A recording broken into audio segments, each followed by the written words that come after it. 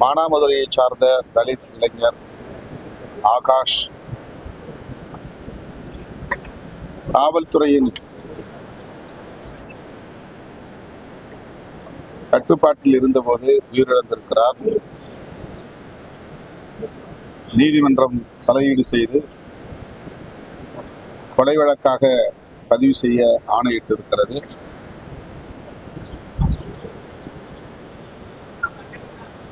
வன்கொடுமை தடுப்புச் சட்டத்தின் கீழ் வழக்கை பதிவு செய்து உரிய இழப்பீட்டை வழங்கவும் வழிகாட்டுதல் அளித்துள்ளது. அதில் தொடர்புடைய காவல்துறையினரை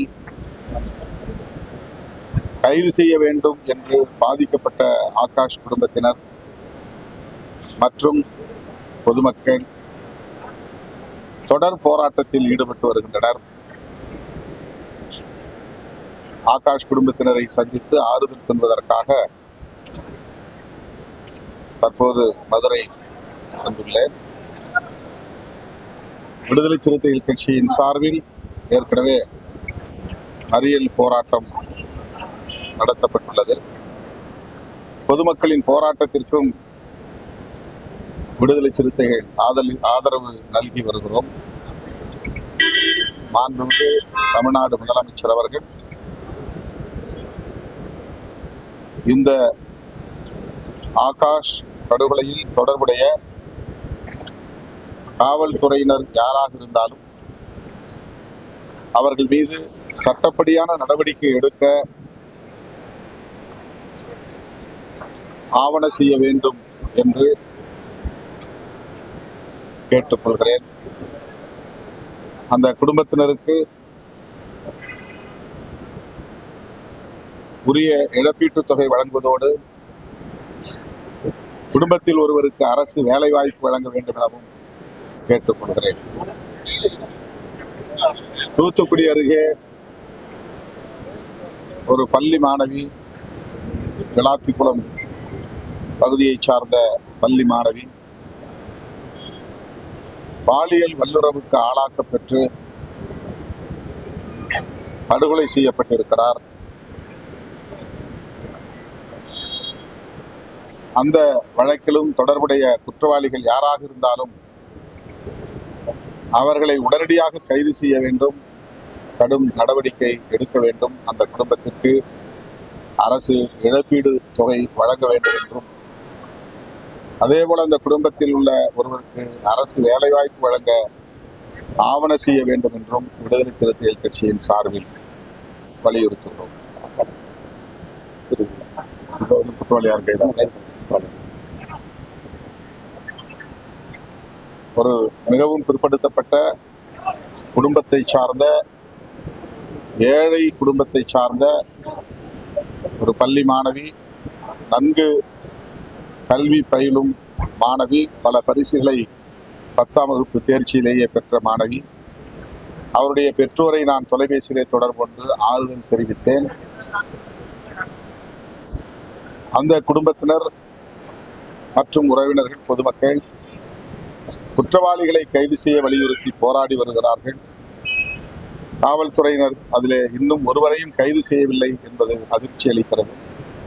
விரைந்து குற்றவாளிகளை கைது செய்ய வேண்டும் என்று வலியுறுத்துகிறேன். எரிவாயு மற்றும் கச்சா எண்ணெய் தட்டுப்பாடு ஈரான் மீது நடத்தப்படுகிற ஏவுகணை தாக்குதல்களால் உருவாகி இருக்கிறது. இந்தியா உள்ளிட்ட உலக நாடுகள் இதனால் கடும் பாதிப்புக்குள்ளாகும் நிலை ஏற்பட்டிருக்கிறது. இப்போதே பெட்ரோல், டீசல், எரிவாயு போன்றவற்றை வாங்கி சேமித்து வைத்துக் கொள்ள வேண்டும் என்கிற அளவுக்கு மக்களிடையே ஒரு பதற்றம் உருவாகி இருக்கிறது.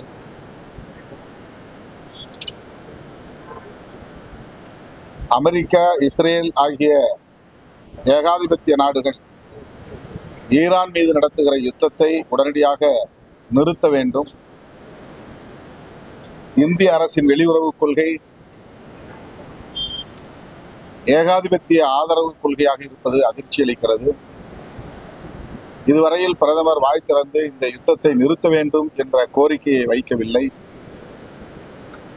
பிரதமர் வாய் திறக்க வேண்டும், போர் நிறுத்தப்பட வேண்டும் என்று உரத்து குரல் எழுப்ப வேண்டும் என்று விடுதலை சிறுத்தைகள் கட்சி மாண்புமிகு பிரதமருக்கு வேண்டுகோள் விடுக்கிறது.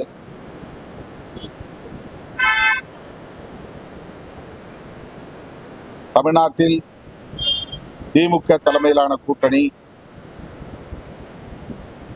மிகுந்த வலிமையோடு உள்ளது.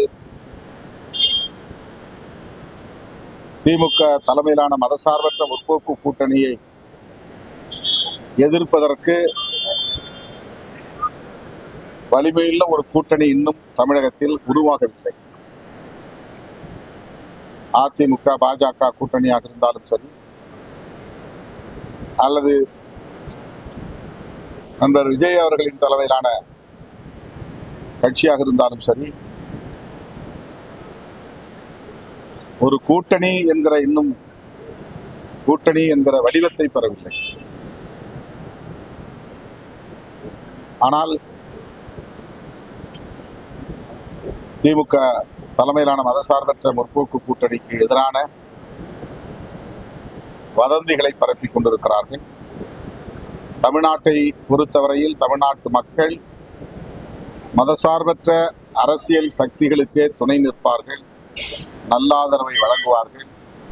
மீண்டும் திமுக தலைமையிலான மதசார்பற்ற முற்போக்கு கூட்டணியை மாபெரும் வெற்றி பெற துணை நிற்பார்கள் என்று நம்புகிறேன்.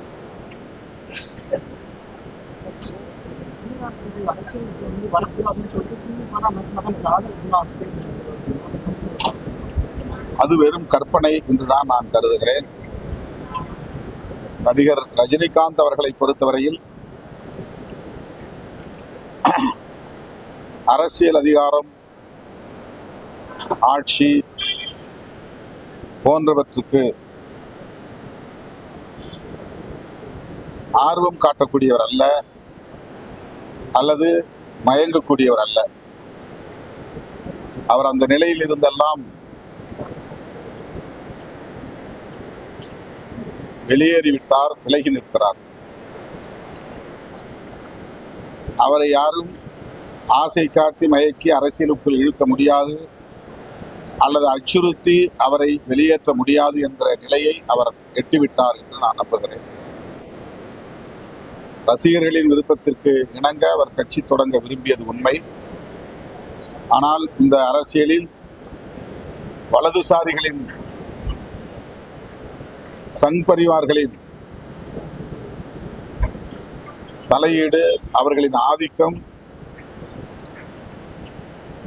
மேலோங்கி வருகிற சூழலில் அது நமக்கு உகந்ததல்ல என்று தீர்க்க தரிசனமாக உணர்ந்து அதை அவர் கைவிட்டு விட்டார் என்பதுதான் உண்மை. அவரை நாங்கள் நேரிலே சந்தித்து உரையாடியதிலிருந்து, அவரை புரிந்து அதிலிருந்து நான் சொல்லுகிற கருத்து இது. எனவே அவரை திமுக அச்சுறுத்தியது என்பதும் கற்பனை, அதற்காக அவர் அச்சப்பட்டு பின்வாங்கினார் என்பதும் கற்பனை. அது ரஜினி அவர்களின் ஆளுமையை கொச்சைப்படுத்தக்கூடிய ஒரு விமர்சனம்.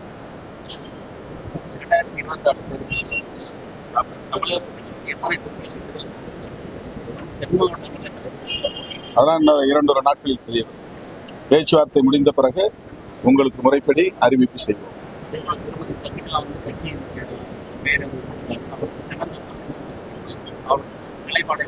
என்ன கட்சி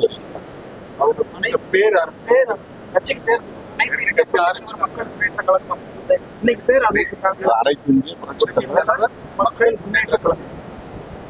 சசிகலா அம்மையாருக்கு என்னுடைய வாழ்த்துக்கள். அவர் அரசியல் ரீதியாக என்ன முடிவெடுக்க போகிறார் என்பதை பொறுத்திருந்து பார்ப்போம்.